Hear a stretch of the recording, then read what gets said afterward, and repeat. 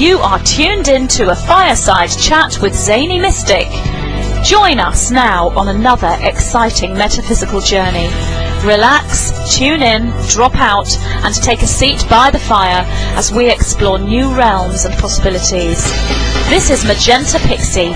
You can find me at magentapixie.weebly.com. But now, here is Zany Mystic and guest. Enjoy the show.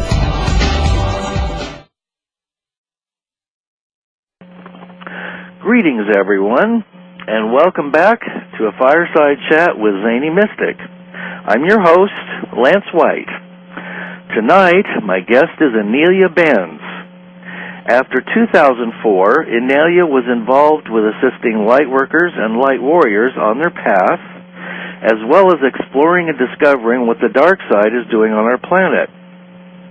Her main focus has been the development of tools and practices which are quick and effective in raising the awareness and vibration of individuals and the planet. In January 2010, she received a request from Source to go public. The first thing she did was to establish an information source at www.ascension101.com. Many have been deeply moved and triggered by the paradigm-shifting video first released with Bill Ryan. Since then, she has continued to work behind the scenes with other light workers and public figures to raise the vibration of the planet. She has also collaborated with one of my favorite guests, Lucia Renee, who wrote Unplugging the Patriarchy. She has a unique perspective, having entered our density directly outside the usual incarnational processes to assist us all and the planet. So let's welcome Inelia now to the show and find out more about her. Hi, Inelia. How are you? Hi. I'm very, very well. Thank you. Good. There's so much. I mean, we could begin in a million different places, but let's start when did you first begin to know that you were different from others that were born like you? Well, basically, I knew it right away. Even as an infant, I knew that it was it was not typical of the way that I functioned and that other people functioned. However, I was lucky enough to be born in a family that had two very psychic, very aware siblings. And my mother was also a healer, and she was also very perceptive. So that was lucky in that sense. Also, her sisters are very aware and psychic. Their background being from a genetic line that are healers and psychics and seers. So growing up in that type of environment was very lucky, but at the same time, there was a learning to be done with regards to living life as a singularity or as a person, which I wasn't accustomed to. I didn't know what I was doing. Right. Well, this all would have taken place before your soul entered the physical body, isn't that correct? Well, my soul, it's really hard to explain because most people would have a construct of the soul which has been in the timeline, or they have an experience of the timeline which is many lifetimes or a whole evolutionary process. For me, it was more like I wasn't there and then I was. Right? Okay. So it was like at the moment of entering what I consider this reality, my first recollections would be at the time of birth and talking to the being, which was the body being, the body experience of being, the physical body, and getting its agreement to collaborate with me or to house me so that I could experience this lifetime. A little bit like a walk-in, I suppose, but so like when a walk-in, the body continues, it's the same physical body, but the soul or the being inside it is a different one that was there before. So in a sense, this would be your, in terms of incarnations, if you wanted to view it that way, this would be your first and last one. Is that correct? Oh, absolutely, yes. Yeah. I don't have that line of going in the past as a being. My body does, but not me as a being. And with regards to the future, that said, I don't really have any attachment or any. I don't know how to express it, because it's just it really is like an attachment of continuation of existence, which I don't really have, and I will be simply dissolved back into source. I don't have any. I don't see any further futures, and I don't have any attachment to either way. Now, what is the purpose that you're here for, and how do you define the source from which you and I guess all of us have emerged from? The purpose is just one, to raise the level of vibration of the collective, because the planet's done now. The planet's fine.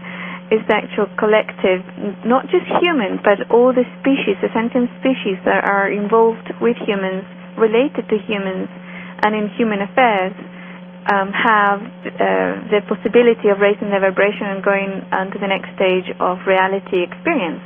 And so that's my job, basically, to make sure that happens. And not just mine, there's millions of people who have come to the planet, both from other planets, from other dimensions, and also a few thousand who have come directly from source, like myself, to do that job. I'm not unique in any way on that sense. So I remember years ago when I first started hearing about the indigos incarnating, and then of course there were various new versions of that, and that was kind of a big fad for a while. Now the indigos have had children, and they've had children, and their children have had children. So do we have a chance here to overcome the enormous darkness which has run this planet from the beginning of time? Oh, it's not from the beginning of time. It's actually quite recent in when I look at it, looking at people's timelines and looking at the planet's timeline. It's quite recent. It wouldn't be from the beginning of time. And there's many reasons why this happened. An experiment, an evolution, a meeting of duality and experience, wanting to experience duality, and all sorts of different things. But basically, the shift or the new level of awareness that should have happened or started happening in the 50s on this timeline.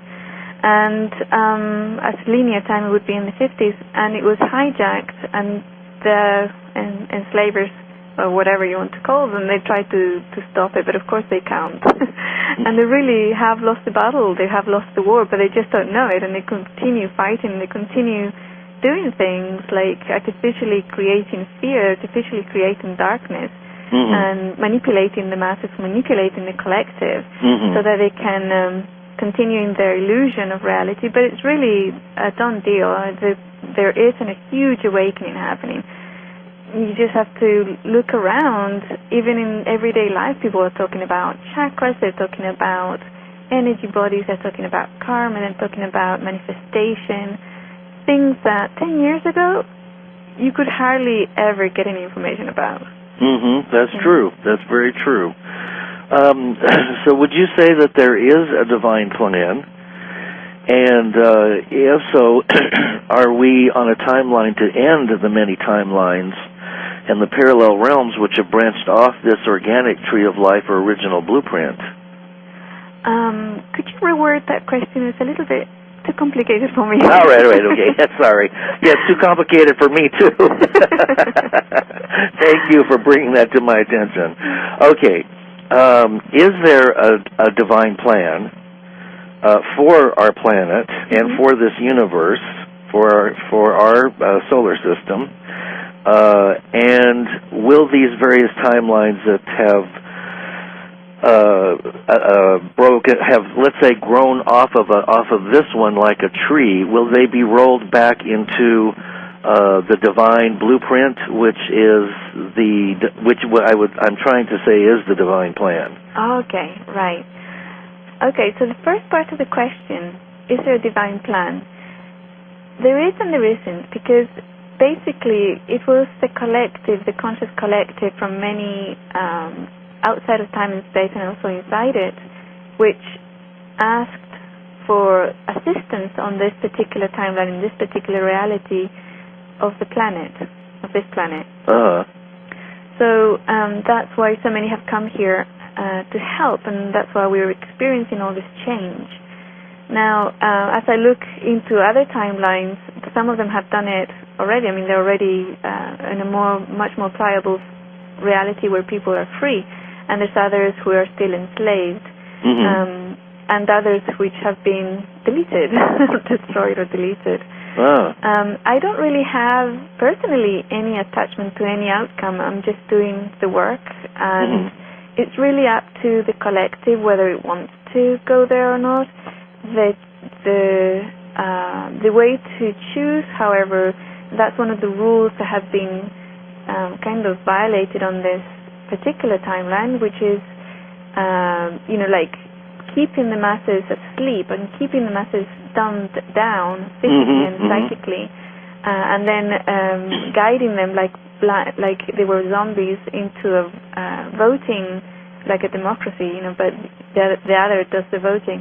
That doesn't really carry any weight, although some forces think they do. But with regards to all of the branches coming into one, I don't think that's possible, because the nature of this reality, the nature of this universe is quantum. It's like it's branches everywhere, and it's everything and nothing at the same time. So all possibilities do exist at any one particular moment, right?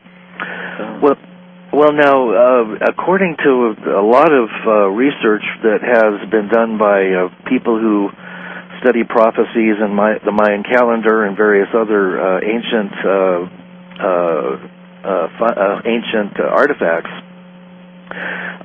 supposedly this particular game plan has been in effect for a certain period of time, which is coming to an end. Now, is that the case?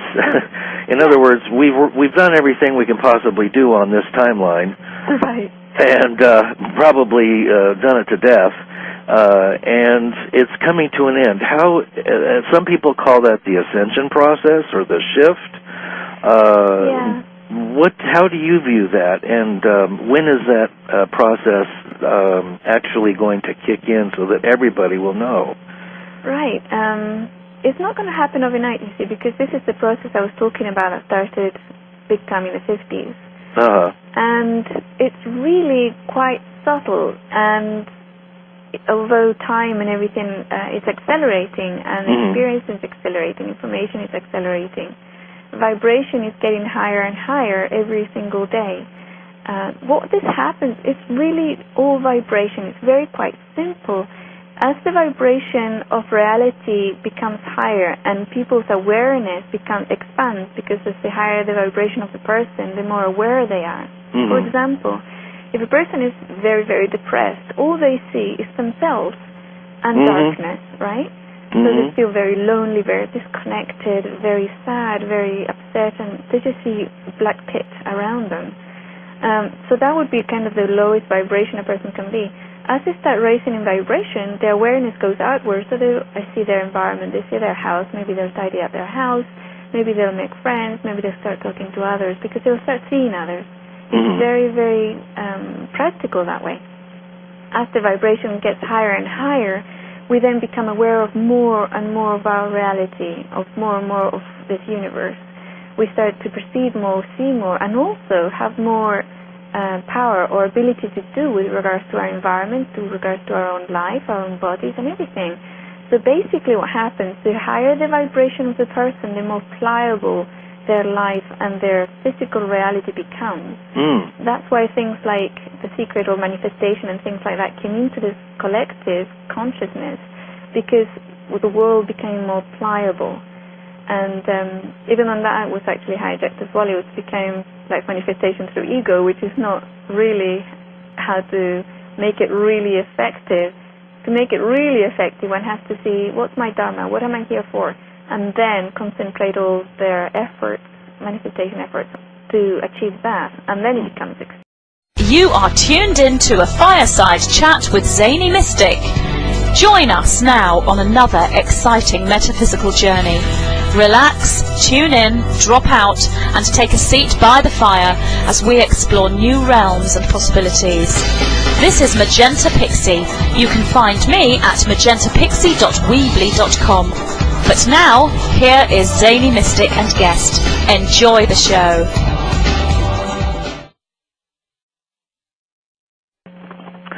Greetings, everyone, and welcome back to a Fireside Chat with Zany Mystic. I'm your host, Lance White. Tonight, my guest is Inelia Benz. In January 2010, she received a request from Source to go public. The first thing she did was to establish an information source at www.ascension101.com. Many have been deeply moved and triggered by the paradigm-shifting video first released with Bill 2004. Inelia was involved with assisting light workers and light warriors on their path, as well as exploring and discovering what the dark side is doing on our planet. Her main focus has been the development of tools and practices which are quick and effective in raising the awareness and vibration of individuals and the planet. Ryan. Since then, she has continued to work behind the scenes with other light workers and public figures to raise the vibration of the planet. She has also collaborated with one of my favorite guests, Lucia Renee, who wrote Unplugging the Patriarchy. She has a unique perspective, having entered our density directly outside the usual